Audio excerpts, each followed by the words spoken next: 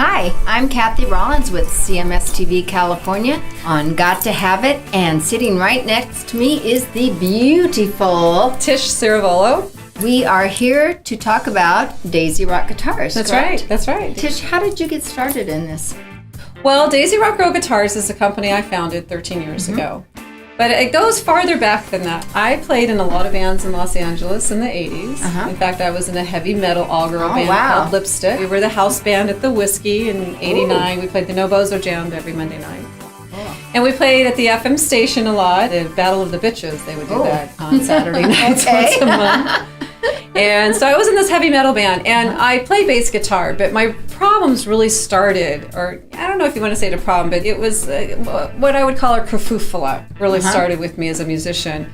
The first time I went to go get a bass, and my boyfriend took me, and we went to a local music store, and it was my boyfriend and the guy behind the counter that decided what bass I should have, because girls didn't come in and buy instruments, so they didn't have any kind of reference to look at for, oh, there's a girl in the store, this is what we should do.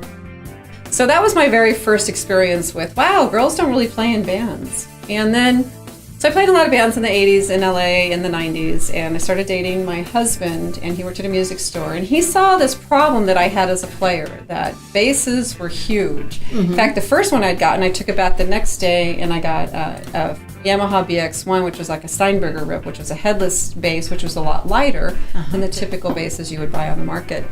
And then I got a Kavicki after that.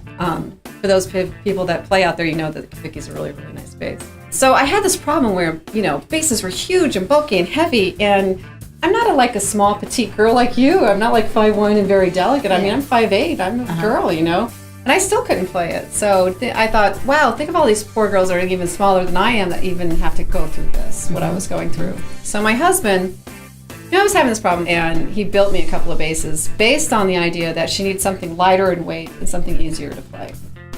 So you fast forward my life, and I have a baby girl, my daughter, and one day she does a drawing on paper, and she draws a daisy. Oh, and I drew a neck on it, and I drew a headstock at the end of it in the shape of a leaf.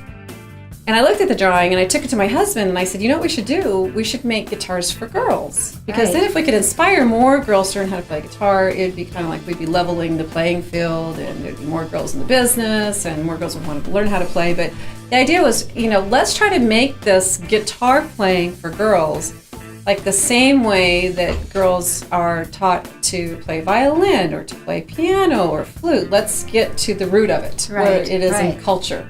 Because it always had been before that if you were a girl in a band, you were like from the wrong side of the tracks. Or you had a broken family, or it was never like this uplifting spiritual idea that you're a girl and you can play guitar.